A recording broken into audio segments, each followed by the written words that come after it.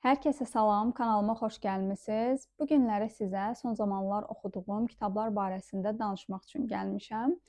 Əsasən əksər videolarımda da qeyd etdiyim kimi, hal-hazırda işlərimlə əlaqədar çox kitablar oxuya bilmirəm. Bu səbəbdən bu videoda da çox kitab göstərə bilməyəcəm. İlk öncə onu qeyd edim ki, bu kitabları əsasən mart ayının sonlarında və bütöv aprel ayı ərzində oxumuşam. Cəmi 4 kitab göstərəcəm bu videoda sizə. O kitablardan biri mart ayının sonlarında oxumuşam, qalan 3 kitabı isə aprel ayında oxumuşam. İstəyirəm çox uzatmayım bu giriş hissəni. Mart ayının sonlarında oxuduğum kitab bu kitabdır. Suçlu həm də çox suçlu kitabı. Ümumiyyətlə, mən bu yazarı heç tanımıram, nə yalan deyim, yəni kimdir, hansı ölkəyə mənsubdur və s. bilmirəm. Qəbul edirəm ki, araşdırmamışam da, çünki heç diqqətimi çəkməyib, həm də məşhur biri də deyil açığı. Amma yəqin ki, yaxın zamanda onu araşdıracağam, çünki bu yazardan məndə ikinci bir kitab da var və o kitabı da artıq oxuyacağıma görə düşünürəm ki, yazar haqqında biraz məlumat toplasam yaxşı olar və o məlumatı əldə etdikdən sonra sizinlə də bölüşəcəm. Yəqin ki, növbəti kitabı oxuduğum zaman. Bu kitab əslində məşhur bir kitab deyil. Suçlu həm də çox suçlu kitabını ümumiyyətlə kimlərinsə oxuduğunu, təhlil etdiyini və s. mən görməmişəm şəxsən, qarşıma çıxmayıb. Kitab qalın kitabdır. Səhv eləmirəmsə 500 səhifəyə yaxın olmalıdır. Aha, 445 səhifədir. Yəni 445 səhifəlik bir kitabda nə yazılmış ola bilər? Həqiqətən mənə çox maraqlı idi, bu baxımdan oxudum. Bir də kitabın adı da çox diqqətimi çəkdi. Suçlu həm də çox suçlu. Məncə çox kreativ bir adı var. Mövzunu ümumiyyətlə arxasından ilk dəfə oxuyaraq tanış olmuşdum və arxasında da yazılmışdı ki, sıradan bir günün aslında nə qədər sıra dışı ola biləcəyini heç biri tahmin edəməzdim. Bu məndə belə həqiqətən bir maraq yaratdı ki, bu nə deməkdir? Yəni necə bir qeyri-adi bir gün baş verə bilər ki, həqiqətən bununla bağlı bir kitab yazılsın? Və kitabı oxudum, hardasa 100 səhifə oxudum və hələ də heç nə başa düşmürəm. Hadisələrin çoxu mənə qaranlıq qalıb. Bir hardasa 200 səhifəni də keçdim və hardasa təxmini yadımdadır ki, 250-ci səhifələrdə mən artıq başa düşdüm ki, nə baş verib, nədən söhbət gedir. Yəni o qədər belə qarışıq, dolaşıq şəkildə irəliləyirdi ki, həqiqətən ağlımda suallarla oxumuşam kitabın düz yarısını. Təsəvvür eləyin də, yəni az deyil əslində. Məncə yazar biraz orada riskə gedib, çünki çoxları bəlkə də kitabı oxuyub 50 səhifədə falan atacaq kənara. Yəni böyük bir səbir tələb edir ki, bu kitabı yəni heç olmasa yarısına qədər oxuyasınız. Özü də kiçik həcmli bir əsər də deyil, məşhur əsər də deyil. Yəni yazar həqiqətən çox böyük bir riskə gedib məncə. Kitabın sonunda da qeyd eləyir ki, burada kitabda əsasən 3 yetişkin çift var və bu çiftin sadəcə birinin 2 az yaşlı övladı var, 2 qızı var, qalan ikisi isə evli olsalar da övladları yoxdur. Və bu üç çift bir gün bir araya gəlirlər, barbekü partisi təşkil eləyirlər və bu barbekü partisində böyük bir hadisə baş verir və həqiqətən kriminal bir hadisə olur və bu hadisədən sonra həyatları üçünün də dəyişir tamamilə. Hadisənin nə olduğunu deməyəcəm, kitabı oxuyub özünüz istəyirəm ki, şahidi olasınız, çünki kitabın ən əsas kilid nöqtəsi elə həmin o hadisədir. Mənim də həqiqətən marağımı çəkmişdi deyə oxudum açığı və düşünürəm ki, yəni qəşəng, maraqlı bir hadisə baş verib. Yəni belə deyək də, bizim diqqətimizi çəkə biləcək, marağımıza səbəb ola biləcək. Yəni həqiqətən də diqqət çəkən bir hadisə olub. Yaxşı bir hadisə olduğunu deməzdim, pis bir hadisə baş verir, amma nə olduğunu təbii ki, deməyəcəm.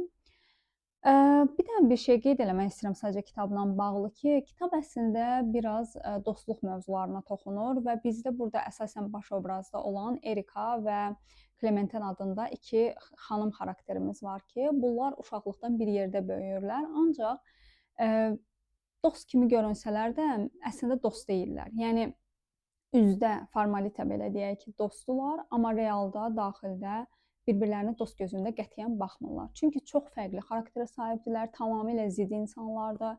Clementine həyat doludur, biraz uçarı yaşayır, kefkon biridir, amma Erika onun tam tərsidir. Yəni çox məntiqli, çox ağıllı, çox hər şeyə belə ciddi, disiplinli yanaşan, yəni bütün həyatında da bunu olduğu kimi göstərən bir insandır həqiqətən. Sadəcə onlar nə üçün dost olub? Yaxşı, bu qədər fərqlidirlər, amma niyə dostdular deyə soruşsaq, təbii ki, günahkar burada Clementine anasıdır. Mən buna günahkar deyirəm, çünki bir uşağı hələ az yaşındadır və sən onu məcbur edə bilməzsən ki, getsin kimlənsə dostluq eləsin. Yəni bu doğru bir yanaşma deyil məncə. Uşağın az yaşı ola bilər, amma sən artıq o yaşdan onun qərarlarına qarışmağa başlayırsan və orada etdiyin o hərəkət uşağın bütün gələcək həyatına təsir eləyir, sənin fərqində olmadan. Ola bilər bir valideyn üçün doğru bir qərardır, amma həmin uşağın da öz arzuları, istəkləri, həyata baxışı, həyatdan gözləntiləri ola bilər və sən onları bilmədən uşağı fərqli bir istiqamətə yönləndirirsən və gələcəkdə də uşaq onun nəticələri ilə tək başına uğraşmaq, yəni tək başına qarşılaşmaq məcburiyyətində qalır. Təbii ki, bu məncə doğru bir yanaşma deyil. Bu mənim şəxsi fikrimdir təbii ki. Və onun anasının etdiyi o hərəkətə görə Klementin artıq orta yaşlarına gəlib çatsa belə, hələ də sanki onun bir vicdan əzabı kimi qalır. Çünki Erikanın valideynləri çox bərbad insanlar olub, ayrı qalıblar. Erika demək olar ki, Klementinlə, onun anası ilə birlikdə onların evində böyüyüb. Amma burada Klementinin nə günahı var idi? Yaxşı, Erikanın başına gələnlər üzücü şeylərdir, amma Erikanın yaşadıkları Klementinin günahı deyildi və Klementin də Erikadan səbəb bunları yaşamaq məcburiyyətində deyildi məncə. Bu baxımdan həqiqətən sorğulatan bir kitab oldu. Yəni dostluq mövzusunu həqiqətən mən çox beynimdə götür-qoy elədim. Bu kitabı oxuya-oxuya, oxuduqdan sonra o baxımdan həqiqətən diqqətimi çəkmişdi. Maraqlı mövzudur həqiqətən. Kitabda da buna toxunulub, yaxşı ki. Amma ümumiyyətlə götürəndə belə mənə çox şeylər qatdı və yaxud da ki, çox aşırı maraqlı idi falan deməyəcəm həqiqətən. Belə, yəni oxusaz da olar, oxumasaz da olar. Yəni oxusaz çox bir şey qazanmazsınız, amma oxumasaz da çox bir şey itirməzsiniz. Sadəcə fərqli bir mövzusu var idi, belə deyək. Baş qatmaq üçün fərqli tərzdə bir mövzu axtarırsınızsa oxuya bilərsiniz. Bu arada kitab, yəni həcmi çoxdur, səhifə sayı çoxdur və bayaq videonun əvvəlində də qeyd etdiyim kimi, bir hissəsinə qədər həqiqətən çox sıxıcı gedir. Amma buna rəğmən oxunaqlı kitabdır. Yəni dili qətiyyən ağır deyil, bəsitdir, rahatdır. Sürətlə oxuyub bitirə bilirsiniz əslində. Yəni bu şəkildə başqa hər hansısa bir əlavəm yoxdur bu kitab barəsində. Oxuyanlar varsa əgər rəylərdə fikirlərini gözləyəcəm. Son olaraq da belə göstərim kitabı. Növbəti bəhs edəcəyim 3 kitab isə mən aprel ayının əvvəlindən axırına qədər oxumuşam. Deməli, mən aprel ayında belə bir seriyaya başladım. Bu Qazab və Şafaq seriyasıdır. Cəmi 2 kitabdan ibarətdir. Belə qutulu versiyası məndə var idi. Kitabın birincisi Qazab və Şafaq, ikincisi isə Gül və Hançərdir. Belə istəyirəm kitabları göstərim sizə.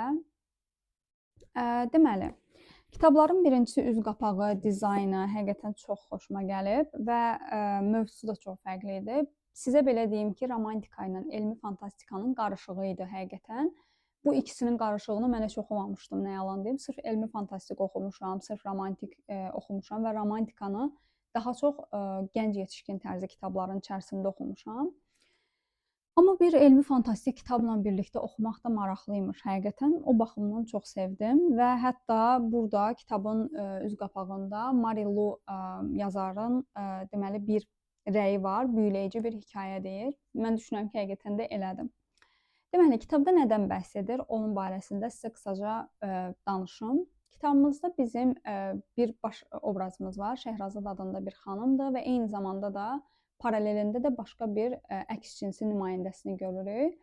Və bu şəxs atası hökmdar olub, oğlan yəni atası hökmdar olub, anası isə belə deyək ki, həmin o sarayda bir qulluqçu qismində olub və bunların yasaq bir ilişkisindən bəhs olunur. Yəni onların yasaq ilişkisi daha düzü olub keçmişdə. Kitabda bu çox abartılmayıb da, çox buna yer verilməyib. Sadəcə onların yasaq ilişkisindən bu uşaq, yəni oğlan dünyaya gəlib və bu oğlanın adı Halid. Halid dünyaya gəlir və Halid 18 yaşında olan bir gəncdir əslində, yaşı elə də çox deyil və ard-arda qətillər törətməyə başlayır. Bu qətillər nədən ibarətdir? Kitabın adından göründüyü kimi Qazab və Şafaq.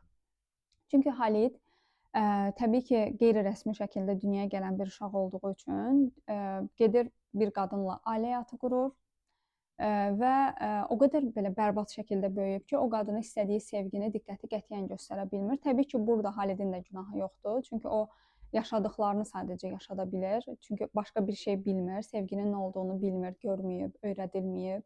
Sevgi dolu bir ailədə böyüməyib, həmişə istənilməyən bir uşaq qismində görülüb. ki, həqiqətən də yəni atası həmişə ona elə davranıb, çünki heç qətiyyən onun dünyaya gəlməsini də istəməyib və belə bir şəraitdə doğulan, böyüyən bir uşaq təbii ki, necə ətrafındakı bir xanıma yaxşı münasibət göstərə bilər? Bu da təbii ki, böyük bir sual yaradır insanın beynində. Və Halid evlənir bir gənc xanımla və həmin xanım hamilə olur, amma Halidin xəbəri olmur və həmin xanımı tək başına çox qoyur, tək buraxır demək olar ki, gecələr də çox vaxt yanında olmur, gec gedir yanına və s. və qadın özünü öldürür, intihar eləyir hamilə ola-ola və Halid də sadəcə bunu şafaq sökərkən, yəni səhər tezdən otağa gedərkən görür və artıq çox gec olur. Bundan sonra təbii ki, həmin qadının atası çox qəzəblənərək Halid üçün bir lənət oxuyur və həmin lənət də bundan ibarətdir ki, Halid 100 xanımla evlənənə qədər hər bir xanımı evləndikləri gecənin axşamı şafaqa doğru öldürməlidir. Yəni həmin xanımlar öldürülməlidir. Əks halda Halidin hökmdarlıq etdiyi həmin o ölkə daim daim viran qalacaq, daim quraqlıq olacaq, yəni yağış olmayacaq, insanlar acından öləcək, susuzluq, qıtlıq və s. baş verəcək. Təbii ki, bu adama görə biraz mistik gəlir ki, yəni bu necə ola bilər? Yəni mən də məsələn lənətlərə inanan biri deyiləm də, amma indi bu da düzdür kitabdır, amma kitabda da görürük ki, həqiqətən də Halid bunu etməyəndə quraqlıqlar baş verir və insanlar başlayır ziyan çəkməyə. Buna görə Halid istəməyərək də olsa belə bir qəddarlıq etməli olur, amma mahiyyətini, yəni əslini, səbəbini bütün əhalidən, hər kəsdən gizlədir və hər kəs onu cani hökmdar olaraq tanıyır. Amma Şəhrazad deməli bir xanımdır, gözəl göyçək gənc bir xanımdır və Şəhrazadın da ən yaxın dostu, sirdaşı Şiva adında gənc bir qız həmin Halidlə evlənən xanımlardan biri olur və Şiva da yenə digər xanımlar kimi öldürülür. Və Şəhrazad təbii ki, bunu biləndən sonra artıq Şivanın intiqamını almaq üçün gedir Halidin yanına. Yəni özü istəyərək könüllü şəkildə Halidlə ailə həyatı qurur, amma hər nə qədər planı intiqam almaq olsa da, həyatda təbii ki, heç nə planladığımız kimi getmədiyi kimi, Şəhrazadın da planladığı kimi heç nə baş vermir. Çünki Halidin əsl iç üzünü, əsl yəni kimliyini və s. görür. Ümumiyyətlə, sonlara doğru baş verən hadisələr olsun, daha sonra Şəhrazadla Halidin yaşadıkları olsun, onlar həqiqətən bir araya gələ biləcəklərmi və bu lənət pozulacaqmı, sonluq nə olacaq, Şəhrazadın başına nə gələcək? Çünki Şəhrazad da Halidlə ailə həyatı qurdu və indi Şəhrazad da mı öləcək? Yəni o qədər suallar insanın beynində yaranır ki və çox maraqlı olur həqiqətən ki, sonda nə baş verəcək də? Çünki müəyyən hadisələr həqiqətən belə deyək də sonlara doğru iç üzü tapdı. Hətta bəzi insanlar casus olduğu ortaya çıxdı. Ən yaxın bildikləri əslində ən böyük düşmən oldu. Yəni o qədər belə qarışıq, dolaşıq, o eyni zamanda maraqlı, adrenalin, əyləncə dolu belə həqiqətən çox möhtəşəm bir əsər idi məncə. Oxuduğum indiyə kimi bəlkə də oxuduğum fərqli tərzdə olan əsərlərdən biri idi deyə bilərəm. Mən çox sevərək oxudum, tövsiyə edirəm. Yəni mənim yaşlarımda olanlar düşünürəm ki, oxuyub bəyənə bilər. Həm də elmi fantastik əsərlər və eyni zamanda biraz da romantik tərzdə əsərlər sevirsinizsə, bu ikisinin qarışığı möhtəşəm idi. Belə.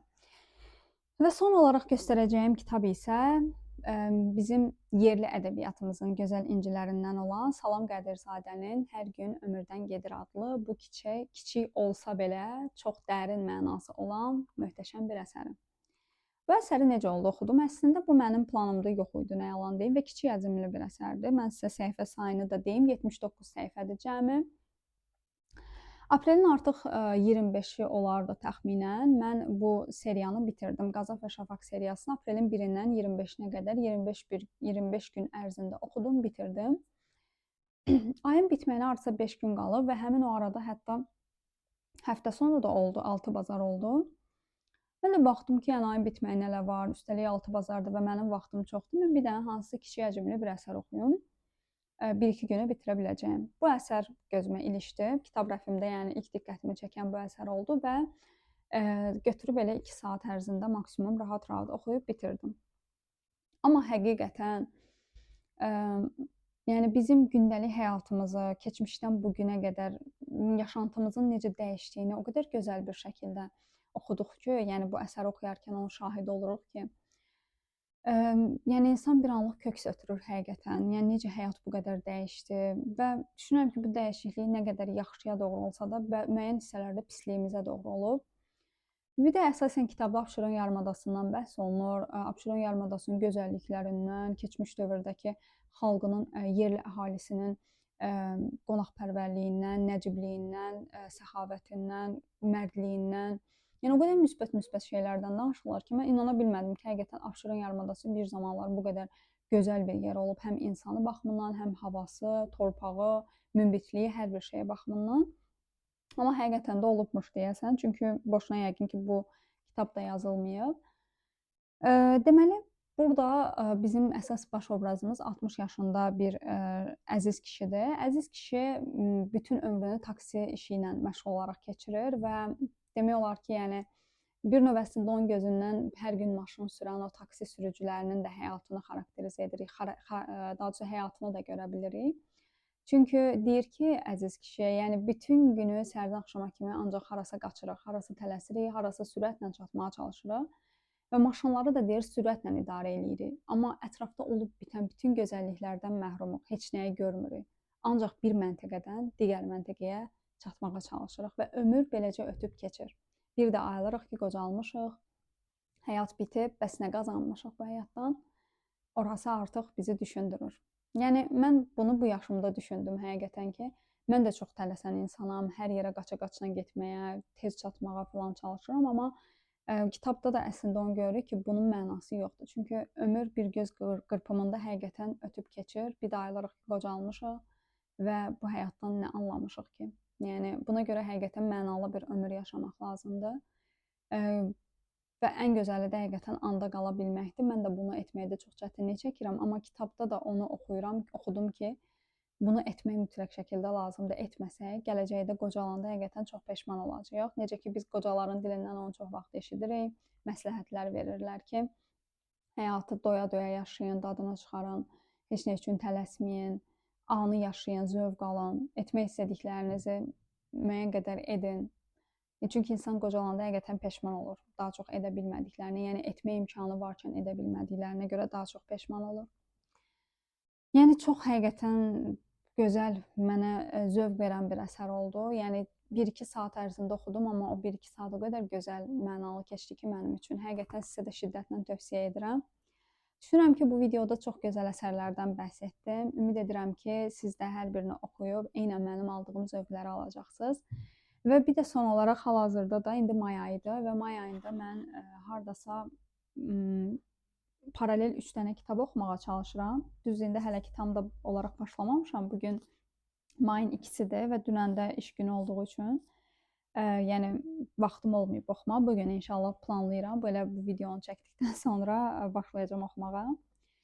Bu kitablardan birincisi Stefan Zweig'in həyat və yaradıcılığı haqqında olan kitabdır. Nərmin Sarıbaş türkcə dilində yazılmış bir kitabdır və Nərmin Sarıbaş da türk yəni yazıçıdır, səhv etmirəmsə və Stefan Zweig haqqında olan kiçik bir kitabdır əslində. Əsərləri, həyatı, başına gələnlər, gəncliyi filan bütün hər bir şey haqqında detallı məlumatlar var. Oxuyum. Daha sonra Stefan Zweig'in həyatı və yaradıcılığı haqqında yəqin ki bir videoda çəkəcəm. Çünki ondan da hədsiz çox kitab oxumuşam. Bəlkə də 9-10 kitab oxumuşam. Stefan Zweig'in yaradıcılığını, kitablarını həqiqətən çox sevirəm. Daha sonra paralel belə bir əsər oxuyuram. Bunu da daha doğrusu bugün başlayacağam. Alice Harikalar Diyarında əsəridir. Bu da mini klassikadır və daha çox uşaq ədəbiyyatı kimi xarakterizə olunur. Cəmi 106 səhifəlik bir kitabdır. Əslində bu kitabı düşünürdüm ki, oxumuşam, amma kitab rəfimi incələyəndə fərqinə vardım ki, mən əslində bunu oxumamışam. Sadəcə mən bu kitabın filminə baxmışam, filmini çox bəyənmişdim. Və elə bilmişəm ki, kitabı oxumuşam, amma əslində kitabı oxumadan filminə baxıbmışam. Yəqin diqqətimi çəkdiyi üçün baxmışam. Bəlkə filminə yenidən baxaram, maraqlı gəlir. Və bir də bu kitabı da istəyirəm oxuyum. Qutub Yıldızı seriyasının 4-cü kitabıdır. Mən bu seriyanın ilk 3 kitabını ard-arda oxumuşdum. Çox həqiqətən sevmişdim. Yəni gənc yetişkin tərzdə yazılıb, amma romantikadan bəhs edən çox gözəl bir kitabdır həqiqətən. Romantikanın çox ağını çıxartmayan bir kitabdır. 4-cü kitabı səhv eləmirəmsə mən o 3 kitabı oxuduqdan çox-çox sonralar çıxdı, hətta 1 il falan sonra. Ona görə yadımdan çıxdı, unuduldu və mən bu kitabı da gec əldə elədim. İndi də rəfimdə gördüm ki, yəni bu kitabı da oxumamışam. 3 kitabdan sonra üstündən xeyli illər keçibdi hətta. İnşallah bu kitabı da oxuyum, ümid edirəm digərləri kimi sevərəm. Amma yəqin ki, bunun davamı da var, çünki arxasında qeyd olunub. Qutub Yıldızı serüvəni yaz rüzgarı ilə davam ediyor. Bilmirəm bu kitabın da davamçısı, yəni ardı olacaqmı, onu bilmirəm. Davam edəcək yazılıb elə kitabın son səhifəsində. Yəqin ki, davamı da olacaq. Bu kitabları da oxuyum may ayı ərzində. İndi hələ ki bunlarla başlayacağam. Əgər başqa oxuduqlarım da olsa, onları da əlavə edib yenə may ayında yəqin ki, oxuduqlarımla bağlı bir video da gələcək. Bu şəkildə siz də son zamanlar nələr oxumusunuz, hansı kitabları bəyənmisiniz, mənə hansı kitabları tövsiyə edərsiniz? Ətraflı şəkildə rəylərinizi gözləyəcəm.